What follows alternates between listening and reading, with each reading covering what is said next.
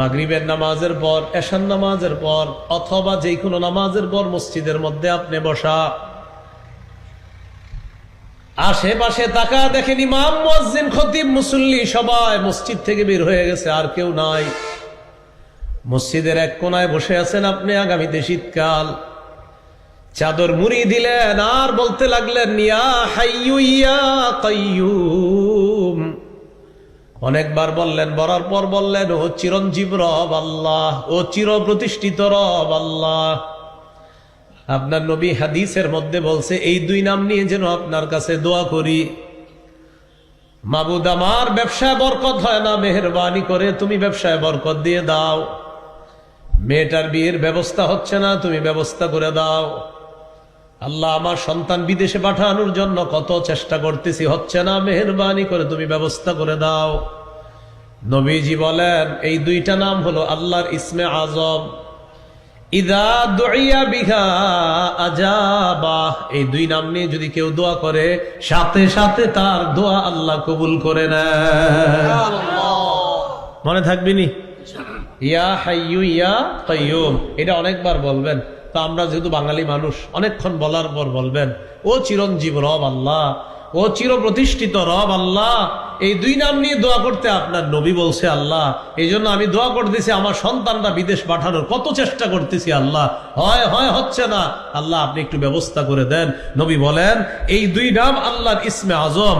এই দুই নামে ইয়াকিন করে কেউ যদি দোয়া করে, ইদা দুইয়া আজাবা, দোয়া করবে তো কবুল করবে আল্লাহ। এই দুইটা নাম 3 সূরায় আপনারা পাবেন। কয় সূরায়? সূরা বাকারা 255, সূরা আলী ইমরান 2 নম্বর আয়াত, সূরা তাহা 111 নম্বর আয়াত।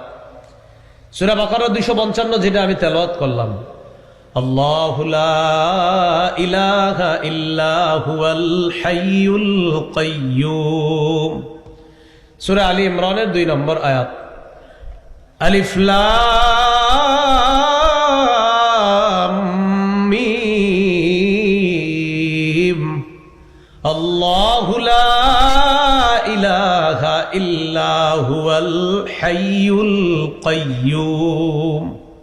সূরা তাহা 111, ওয়া'দাতিল ওয়ুজুহু লিল হাইয়িল কাইয়্যুম। বলেন তো এই দুইটা নাম কি? ইসমে আজম। এই দুই নাম নিয়ে যদি দোয়া করেন আল্লাহ দোয়া কবুল করবেন। এই হলো আল হাইয়ুল কাইয়্যুম। এরপরে আল্লাহ বলেন লা তাখুযুহু সিনাতু ওয়ালা নাওম। আল্লাহ তাআলাকে তন্দ্রা স্পর্শ করে না, নিদ্রা স্পর্শ করে না। প্রিয় ভাইরা, তন্দ্রা কাকে বলে? জীবনে মানে ঘুমান না, তন্দ্রা। লা তাখুযুহু, তন্দ্রা স্পর্শ করে না, ওয়ালা নাউম, নিদ্রা স্পর্শ করে না। আল্লাহ নবী বলেন ইন্নাল্লাহা লা ইয়ানামু ওয়ালা ইয়ানবাগি লাহু আন ইয়ানাম। নবীজি বলেন নিশ্চয়ই আল্লাহ তাআলা ঘুমান না, ঘুমানো আল্লাহর জন্য শোভা পায় না। সুবহানাল্লাহ। নবীজি বলেন আল্লাহ তাআলা ঘুমান না, ঘুমানো আল্লাহর জন্য শোভা পায় না। আল্লাহ ঘুমান না, ঘুমানো আল্লাহর জন্য শোভা পায় না। এই হলো আপনার লা তাখুযুহু সিনাতু ওয়ালা নাওম। এরপরে আল্লাহ বলেন লাহু মা ফিস সামাওয়াতি ওয়া মা ফিল আরদ। লাহু, তার জন্যই, মা ফিস সামাওয়াতি ওয়া মা ফিল আরদ, আসমান জমিনের যা কিছু আছে সব তার, আল্লাহর। বলেন তো আসমান জমিনের সব কার? আসমান কার? বুঝে শুনে জবাবটা দিয়ে। আসমান কার? জমিন কার? আমরা কার? সৃষ্টিকার। আমরা যে চলবো এই হুকুমটা হবে কার? এটা তো হচ্ছে না। বলে আসমান কার? জমিন কার? সৃষ্টিকার। আমরা কার? আমরা চলবো হুকুম হবে কার? এটা আল্লাহ বলেন আলা লাহুল খালকু ওয়াল আম, সৃষ্টি তার, হুকুম তার, সৃষ্টি যার, হুকুম তার। এই জন্য প্রতিদিন 2 রাকাত অতিরিক্ত নফল নামাজ পড়ে কয়েকটা দোয়া করবেন। 1 নাম্বার, আল্লাহ আপনার কাছে দোয়া করতেছি কিয়ামতের আগে যেন বাংলাদেশে আর কোন নারী প্রধান না হয়। এটা প্রথম দোয়া। কেনই দোয়া করবেন? সবাই বলেন কেন, বলেন।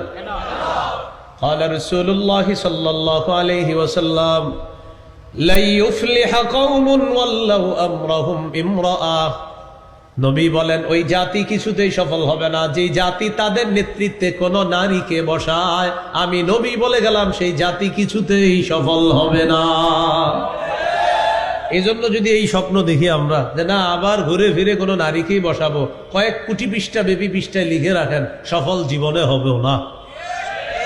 কারণ আমি আপনি বুঝি না বুঝি আমার নবীর কথা সত্য। 2 রাকাত অতিরিক্ত নফল নামাজ পড়ার পর এটা প্রথম দোয়া।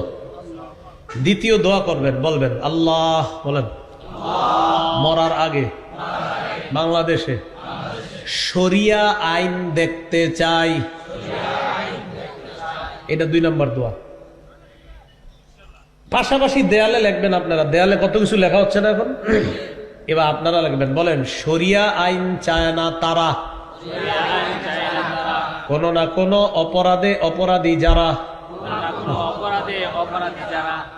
শরিয়া আইন চায় না তারা, কোন না কোন অপরাধে অপরাধী যারা। চোর শরিয়া আইন চাইবে না, হাত কাটা যাবে। দর্শনকারী শরিয়া আইন চায় না, পাথর মেরে হত্যা করা হবে।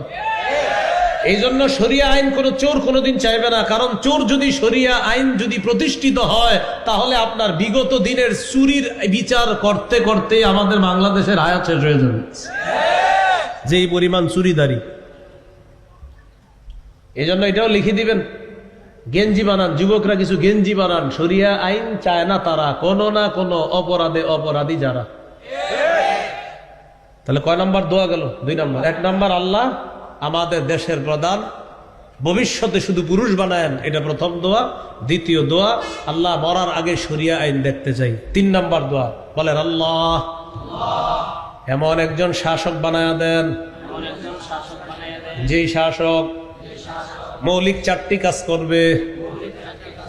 1 নম্বর নামাজ প্রতিষ্ঠিত করবে, 2 যাকাত প্রতিষ্ঠিত করবে, সুদ বিলুপ্ত করবে, 2 নম্বর যাকাত প্রতিষ্ঠিত করবে রাষ্ট্রীয়ভাবে, 3 নম্বর আমারু বিল মারুফ নেক কাজের আদেশ করবে, 4 নম্বর ওয়া নাহাউ আনিল মুনকার অসৎ কাজের নিষেধ করবে। সূরা হজের 41 নম্বর আয়াতে আছে আল্লাহ তাআলা বলেন আল্লাযীনা ইম্মাক্কান্নাহুম ফিল আরদি আকামুস সালাহ ওয়া আতাউয যাকাহ ওয়া আমারু বিল মারুফ ওয়া নাহাউ আনিল মুনকার।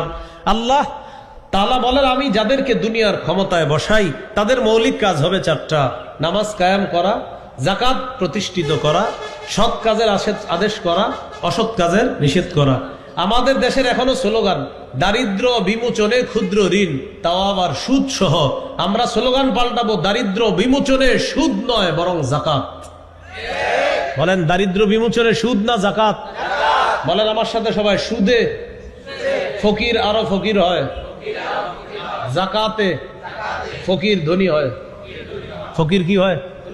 ধনী হয়। যিনি যাকাত দেয় তিনি কি আর ফিরায় না? এটা না, যাকাতে ফকির ধনী হয়, সুদে ফকির আরো ফকির হয়। এই কথাটা মনে রাখবেন। আমাদের দেশ এখনো সুদ ভিত্তিক রাষ্ট্র ব্যবস্থা। এটা যদি যাকাত ভিত্তিক রাষ্ট্র ব্যবস্থা হয়, এদেশে আইন যদি হয় যারা সম্পদশালী তারা যাকাত দিতে হবে বাধ্যতামূলক আইন যদি হয়, 1 বছর সম্পদশালীরা যাকাত দেওয়ার পর পরের বছর সুদ বলবে। বলেন সুদ বলবে। প্রিয় যাকাত, তুমি ভালো থেকো, আমি বিদায় নিই।